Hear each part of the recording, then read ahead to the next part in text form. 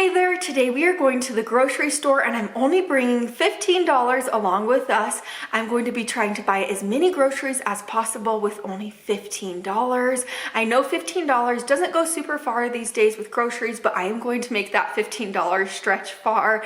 Then we're going to come back to my house, and for the next week for dinners, I am going to be using those groceries strictly to feed my family.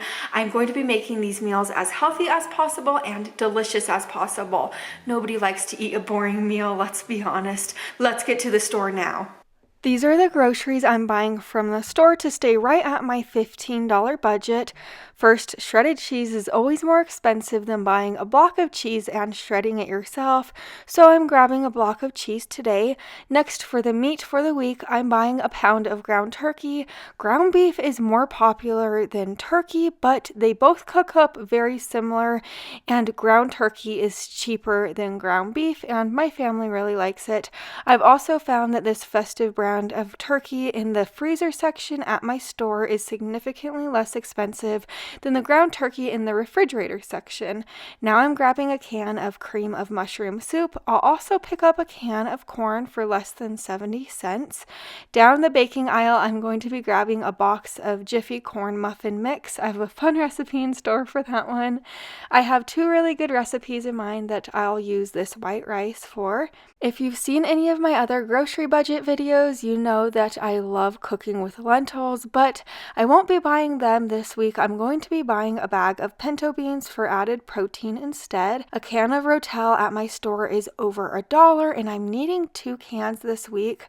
I looked further and I saw that the store brand Rotel was less expensive, so I bought 2 of those. That's a big money savings right there. Next, I'll grab a can of tomato paste, followed by one of these packets of chicken bouillon. These bouillon cubes add great flavor to your meals. Down the frozen vegetable aisle, I'm picking up a bag of frozen mixed vegetables. This bag will go pretty far. As you see here, baby spinach is almost $3 for only 6 ounces, but regular spinach is only $2 for 10 ounces. And there's not a huge difference between baby spinach and normal spinach, so I like to go for the money savings and just get the regular bag of spinach. I am so glad I stayed in budget. Now let's get home and let's get cooking this week. The first recipe that I am making this week is this turkey and rice skillet. I will be prepping all of my pinto beans today just at the beginning of the week, so I have them for the next days of dinner just cooked and ready to go. I'm just sorting through my beans right now and just taking out any little rocks that might be in the beans or imperfect beans. Now I'll rinse the pinto beans with cold water super well, and then I'm going to bring the pinto beans over to a large pot on the stove. I'll add all of those pinto beans right in there. Next, I'm going to add in 9 cups of water, or you could add in any type of broth you like. Then I'm going to season the pinto beans with a dash of salt, pepper, and oregano, but you could season your pinto beans with anything that you like. I let these pinto beans simmer on my stove for about 2 hours or until they were tender. If your pinto beans do need more liquid while they are simmering, just add more water in as the water line gets low. But now that my pinto beans are tender, I am just going to let them cool down. Then I'll place them in my fridge, and they'll last in the fridge for up to 4 days. Also, if you're wondering, that 1 pound bag of pinto beans made about 6.5 cups of cooked pinto beans for me. So that's a lot of cooked pinto beans. But to the pan on my stove, I just cooked up a 1/2 pound of our ground turkey. Once the turkey was cooked through, I added in 1 cup of our cooked pinto beans, along with 1.5 cups of uncooked white rice. I did rinse my rice first though. This is how much rice I have left in my bag. Next, I'm adding in 1 can of Rotel, along with 1/2 cup of our frozen mixed vegetables, so not the entire bag. Now I'll toss in 2 bouillon cubes. These bouillon cubes will kind of just add a lot of flavor to this and almost act as like chicken bouillon when I add my water in now. So I'm tossing in 4 cups of water. Next, add in 2 tablespoons of tomato paste, and for the seasonings, I'm adding in a teaspoon of salt, a teaspoon of pepper, and a teaspoon of oregano. I'll give this a good stir, and I'm going to let this simmer on my stove covered for about 20 minutes.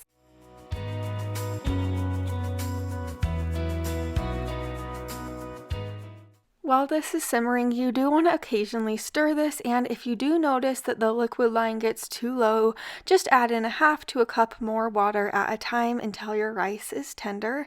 But I'm just going to let this cook until my rice is tender. Now that my rice is tender, I am going to add in about 2.5 cups of our fresh spinach. I did chop that spinach up into smaller pieces. I'm going to stir the spinach in, and I'm going to let that wilt down. I'm going to shred up half of our block of cheese at this point. Once the spinach was wilted down, I placed the shredded cheese on top. I'm going to let that cheese melt down, and then you could serve this up.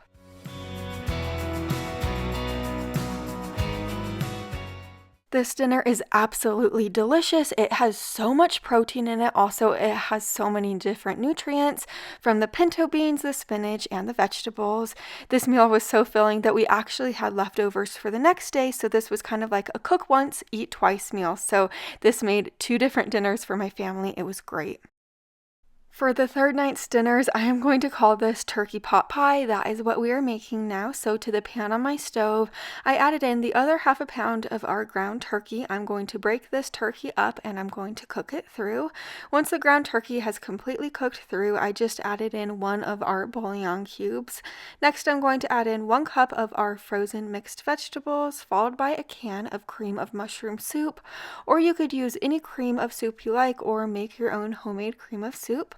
Give this a really good stir and let this simmer on your stove for about 3 to 4 minutes.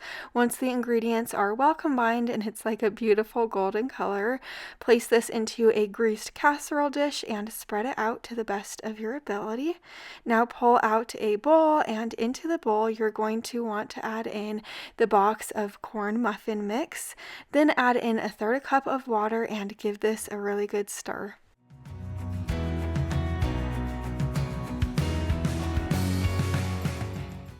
You may have noticed that I didn't add an egg into the corn muffin mix, and that is because if I would have bought eggs at the store, it would have really put me over budget. And I've made this corn muffin mix in the past with similar recipes without using an egg, and it worked just fine, and it worked fine on this day for dinner as well. But I just poured the corn muffin mix over the top of the casserole. I spread it out, and I'm going to bake this in a preheated oven to 350 degrees for about 25 to 30 minutes, or until the edges are a golden brown color.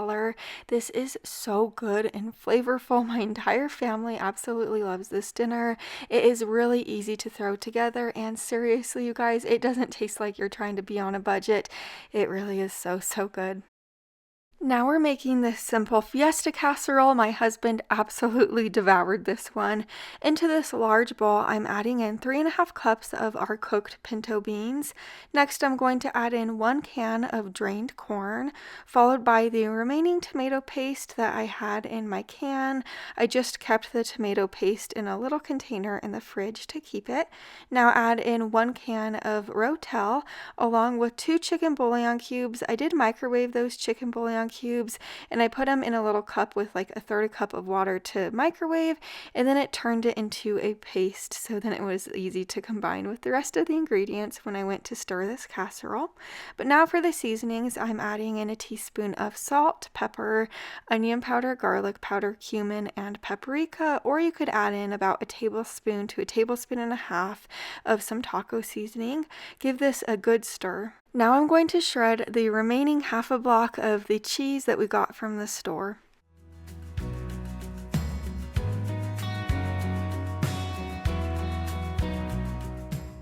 Pull out a casserole dish and spray it with nonstick spray. Now add the casserole right in there and spread it out to the best of your ability. Sprinkle the shredded cheese over the top and bake this in a preheated oven to 350 degrees for about 30 minutes.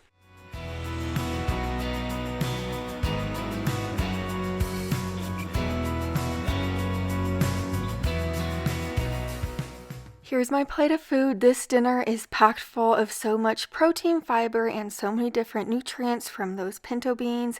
This dinner is so delicious. Also, if you wanted to kind of make this into enchiladas, you can, with the pinto beans and the filling as like the enchilada filling. I thought that would be really good too. Now we're making this rice and vegetable soup, so over to my large pot on the stove, I'm adding in a tablespoon of olive oil. Once my oil is hot, I'm going to add in the remaining frozen vegetables in the bag. I'm going to cook these vegetables for about 3 to 4 minutes. This is going to make these vegetables extra good. Now add in 2 bouillon cubes, and then you're going to add in 2 cups of the cooked pinto beans.